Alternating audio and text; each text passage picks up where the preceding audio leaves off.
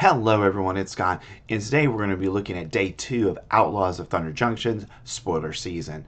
So we got a lot of interesting cards today, but to make it a little bit easier to digest them, I've split it up into 2 videos. This one's going to be looking at the rares and mythics from today, and then we'll have another one that's going to look at uncommons and commons that are interesting for standard.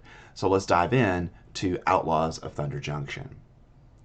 So first we've got High Noon. For 1 and a white mana, you get an enchantment, and each player cannot cast more than 1 spell each turn.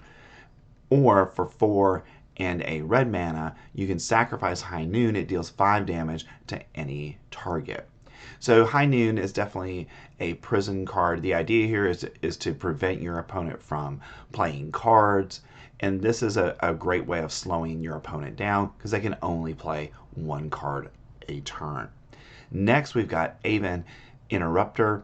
For 1 and 2 white mana, you get a Bird Rogue. It has Flash, and when Aven Interrupter enters the battlefield, exile target spell. It becomes plotted, and spells your opponent cast from graveyards or from exile cost 2 more to cast.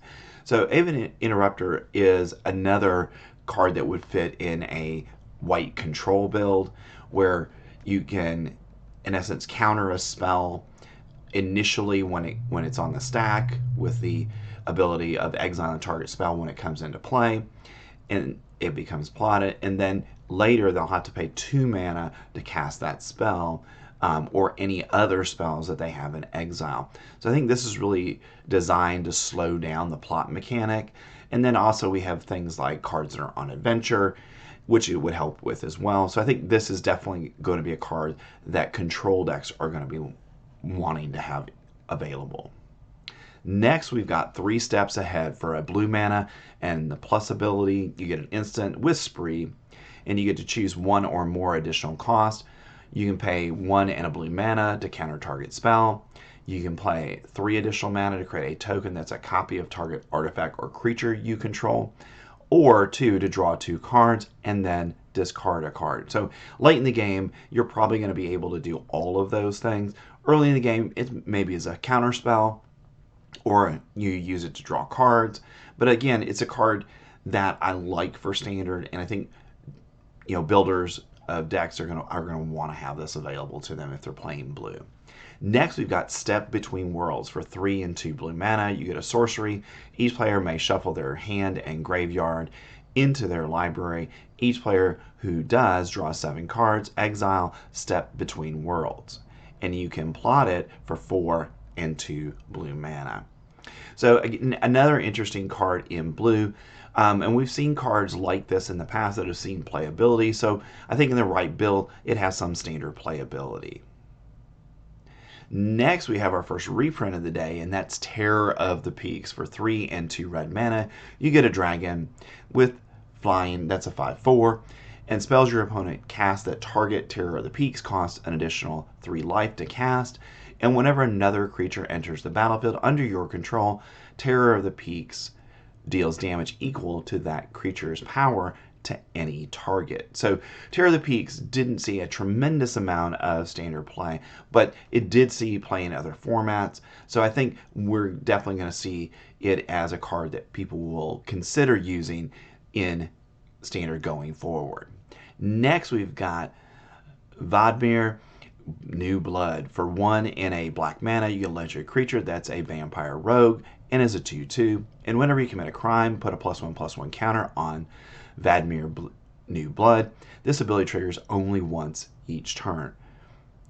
And as long as Vadmir has 4 or more +1/+1 counters on it, it has Menace and Lifelink. So, again, any blue deck is going to have spells that are going to be crimes in it because you got so much spot removal in black. So I think Vadmir is certainly a card that those decks are going to want to consider because you will very quickly, early in the game, be able to get multiple +1 counters on it. And by the mid to late game, you probably make it a 6/6, and then it has Menace, and then it has Lifelink. So an interesting card for standard, and something that may push more of a black-based Legends deck. Next, we've got Outcaster Trailblazer for 2 and a green mana. You get a human druid, that's a 4/2.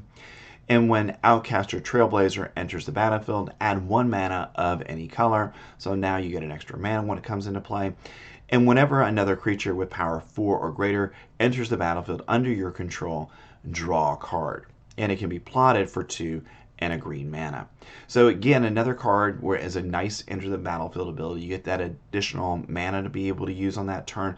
But I think the thing that will determine whether this is playable in standard is the ability to draw a card if you're playing a creature with 4 power or greater. And we know within green there are a number of cards, even at the 3-drop spot, that have 4 power on them. So I think this is potentially something that sees standard play. Now, is it a 4 of in a deck? Probably not.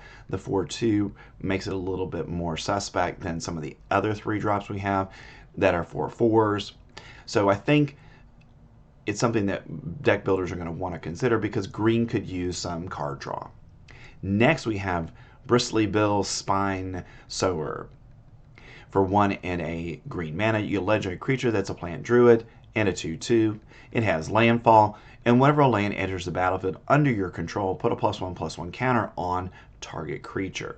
So every time you're playing a land, you get an additional +1/+1 counter. So just like we've seen with other cards in green where they get a +1/+1 counter when you cast a creature spell, this is now rewarding you for playing lands.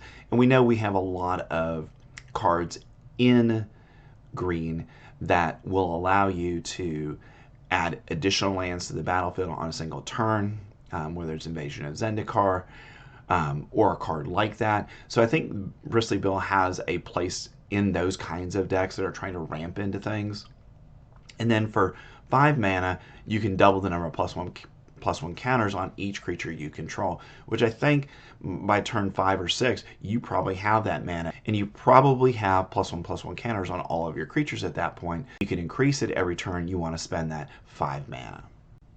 Next, we've got Brustarl, Roving Rancher for 2, a red and a white mana. You get a legendary creature that's a human warrior. It's a 4/3, and oxen you control have double strike. Whenever Brustarl, Roving Rancher, enters the battlefield or attacks, exile the top card of your library. If it's a land card, create a 2/2 white oxen creature token. Otherwise, you may cast it until the end of your next turn. So when it comes into play, you're going to hopefully either get a spell you can cast on your next turn or this turn, or you're going to get a 2/2 white ox creature token. So decent enter the battlefield ability here. Obviously, for this to be most effective, you're going to have oxen in your deck. And we'll have to see from the rest of the set whether that's really something that is going to be able to be supported given what's in the set. Next, we have Malcolm the Eye for a red and a blue mana. You legendary creature that's a Siren Pirate. Malcolm is 2/2 with flying and haste, and whenever you cast your second spell each turn, you get to investigate. So I think Malcolm, very playable card. The question is, again, is it deck that is going to be strong enough to play in the upcoming Outlaws of Thunder Junction standard season? Next, we have Marshalla, Dealer of Death for a blue, a black, and a red mana. You legendary creature that's a human rogue. She's 3/4, and whenever you commit a crime, you may pay 1. If you do, look at the top 2 cards of your library, put one of them into your hand and the other into your graveyard. So crime pays in this case. If you can pay 1 additional mana, you are going to be able to look at 2 cards. You get to keep one of them, and the other goes in your graveyard. So this card I see helping both graveyard strategies and strategies that want to try to go ahead and get more cards in your hand, and using those crime spells like play with fire, cut down, any number of cards are going to work with this. So I see this as something that Grixis decks are going to at least want to try in standard. Next, we've got Raikou of Many Paths for a green, a blue, and a red mana. You get a legendary creature that's a human wizard, ends a 3/3, and whenever you cast a modal spell, choose up to X, where X is the number of times you chose a mode for that spell. You can exile the top card of your library until end of your next turn. You may play it, or put a +1/+1 counter on Raikou of the Many Paths. It gains trample until the end of turn, or create a 1/1 blue bird creature token with flying. So those spree spells are modal, so I think this would again work well with those. And then you're going to get, for each mode, Raikou is going to be able to give you an additional trigger when you cast that spell, which I think is valuable in Standard. Again, the problem here is potentially, are we going to have a deck that supports these colors? Next, we've got Selvala, Eager Trailblazer for 2, a green and a white mana. You legendary creature that's an elf scout with vigilance and is a 4/5. And whenever you cast a creature spell, create a 1/1 red mercenary creature token with tap. Target creature you control gets +1 until end of turn. Activate only as a sorcery. And you can also tap it to choose a color and add 1 mana of that color for each different power among creatures you control. So certainly this is an interesting card for Standard because it has that ability potentially to add 2, 3, 4 mana, potentially when you tap it for mana. But more importantly, it's something that's going to actually create creature tokens every turn. And we tend to see cards like this that are able to create creature tokens do have Standard playability. Now, right now we don't have a Selesnya deck that probably wants this right now, so we'll have to see as we move throughout Outlaws of Thunder Junction season and into Bloomburg in the fall to see if there's a deck that's going to really want this kind of a card in it. Next, we've got Bonnie Paul, Clear Cutter for 3, a green and 2 blue mana. You legendary creature that's a giant scout. It's a 6/5 with reach, and when Bonnie Paul Clear Cutter enters the battlefield, create blue, a legendary blue ox creature token with this creature's power and toughness are each equal to the number of lands you control. Whenever you attack, draw a card, then you may put a land card from your hand or graveyard onto the battlefield. So potentially a very powerful card in Standard. Again, it's another one that's going with the Ox theme. You know, Paul Bunyan and his Ox Blue. So what I expect from this is that if there is a good Simic deck that can ramp into this kind of stuff, then it's going to be a good card to play.